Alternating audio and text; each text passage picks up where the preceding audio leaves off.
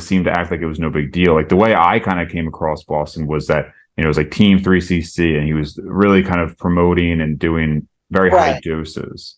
right. He was doing, now this is in 2011, so you're talking at 19. Right. Now, I was probably Ariella is his fiance. They Mhm. spent a lot of time, but I raised Boston. The father left when he was about 5 or 6. That child came out of me. He was part of me, and I knew him inside out. He was hurting. He couldn't compete anymore. That day he died. He knows better than this. He didn't take blood pressure medicine. He had a big pizza. He was still taking steroids because it was coming to my house. So I knew he was taking stuff. Mhm. Of course, I asked him about it. He says, "Oh, I'm just testing this stuff for other people." No, he was taking them. Yeah. And then along with Oxy, because see, another thing about bodybuilders that people don't know, they do for their appetite, the cocaine, like the father, he did the cocaine, the steroids, and the cocaine, so you don't have an appetite, and then you diet. Right. So how bad is that on the heart? Along with eating, diuretics. Um, no wonder. Narcotics for pain, right? A lot of them are in more chronic Right. pain. Boston had oxy. He had oxyephedrine. So he went to go work out after eating a lousy meal and taken oxy and ephedra. Hmm. It's pretty bad. Along with not taking blood pressure medicine. Do you know why he wasn't taking any blood pressure medication or other just Because traditional he said he medicine? forgot it that day, or he ran Hmm. out. He ran out. Gotcha. Okay. Somebody that intelligent. Now, my son was very intelligent because when I would go with him to the doctors, they wanted to know if he was a doctor. He Hmm. was able to speak on their level and terminology. That as a child, even a lot of the teachers said that he was a genius. So, for no college education, this kid could speak. Yeah. Did it sounds like there was some obviously issues, and you're at least somewhat estranged with the father, but after Boston passed, I mean, did the father show any sort of Oh remorse no, or regret over it? not over that. The father loved Boston. He cried his eyes out and he was bawling. But the father is extremely religious. But I do believe that God gives us the power and the strength to do something, not just to pray, to sit there and pray, that we have to do something with that. And it seems like he never, when I asked him for the intervention, he didn't, he just laughed. Hmm. I don't know if he feels anything now or regret. He just Yeah, said, it's well, tough. I was going to have the intervention on his birthday. Well, his birthday was March 29th, and he died February 25th. And I said, Right. now, intervention, because we had to have the same intervention with the father and his parents. And his parents came down like the Christian cavalry. And we all sat around and held hands and prayed for him. And because Boston's father had the same problem.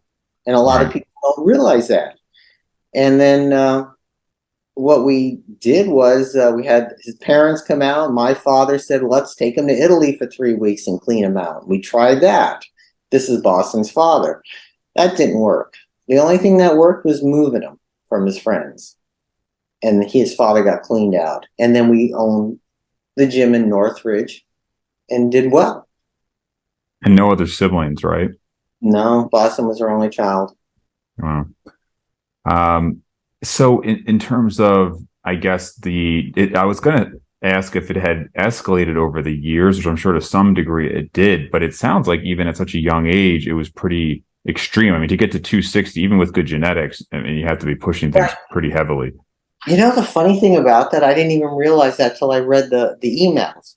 What luck that I kept. One day I opened this and I said, "Oh my God, I have emails from 2011." Yeah. Wow. It's almost like he was telling me to look at these emails, Mom. Tell my story. That's how I felt it. Where did these emails come from? Was that coming? I know you guys were in California where there's a much bigger bodybuilding scene. I grew up in New Jersey. I mean, there's some bodybuilding scene there, but back then, I mean, so I'm about Boston's age. So I'm now 31. So we were in high school around a similar time. And looking back, there was probably a couple of people on some stuff, but nobody was in the realm of 260. Nobody was clearly unhandsed. It wasn't really until I got to college that I even saw that. So where you guys were, was that pretty common for high schoolers? Okay, now remember, we're from Porter Ranch, and that's real close to Venice Beach. Hmm. So it's a 23-minute drive to Venice Beach on a good day without traffic. So you're talking, this is the Mecca. Right. And I used to do the Venice Beach shows, and I also used to judge for 6 years at the Venice Beach shows. And that's where, the big bodybuilders are at Venice Beach. Right. So all the gyms, and especially the ones that we owned, I mean, Corey Everson worked there, out there, Albert Beckles, Victor Richards. I mean, I even trained Chuck Norris was one of my clients. Oh, really? Hogan was there, and I trained his wife. It was a big celebrity, big bodybuilding gym. Yeah, yeah, sure. And it was a lot of fun, but that's what he grew up with, a lot of celebrities and bodybuilders. Right. So, I mean, ultimately, you think it was like a lot of the pressure because I feel like nowadays that pressure has almost extended much more because of social media, where, maybe before it was just if you were in one of these meccas, but now it's kind of all over the place, right? And I do hear more and more about high schoolers jumping on stuff because of that pressure. Right. And I believe it was even still back then, 2011, because now I'm reading this. If his kid friends, you see, we had this big house up in the hills with a tennis court, which was a basketball court. All his friends would migrate to our house. Now I'm realizing these kids were probably doing drugs like he was, Yeah. because they're all rich kids that could buy it. Hmm. So now it made me think, were they on it too? Right. Right. I swear it wasn't until I reread these messages I wrote, because I Now, didn't realize he was that much. my understanding was so he had was it a daughter he left behind? He has a son. A son. Okay. Yeah, With Ariana, Ariella. right? Ariella. Yeah, Ariella. Ariella. Okay. Do they live near you? Yeah, right across the golf course. If they let their dogs out, they'd come running in my house. Okay. So you are at least still involved with the your grandson. Yeah, I was involved more back then when my son was alive, and the last not up until about, I'd say, about 2 months. He's in school now. Okay. I would And imagine that there's probably a part of you that maybe sees Boston in him, right? I don't know if that's harder or like a he's beautiful really thing, but sweet. He's real. Boston was a pain in the ass as a child. I mean, that song "Bad to the Bone" that was made for sure. him. Yeah. He was a handful. I mean, he got kicked out of schools, and the thing was, he was bright. He was like a straight A student. This kid was bright, but he tried to tell the teachers what to do. Hmm. He was on a first name basis. Every teacher knew him. Every guidance counselor knew Boston by name. I mean, at a Okay. young age, it seemed like he was a celebrity in school because um, he just didn't take any guff from anybody. But the teacher seemed to like him. Yeah. Do you think towards the end there he realized that it was a problem, or was he still in denial about it? Oh, he knew there was a problem. He's smart enough to know. I think he was. My son is a very sensitive person.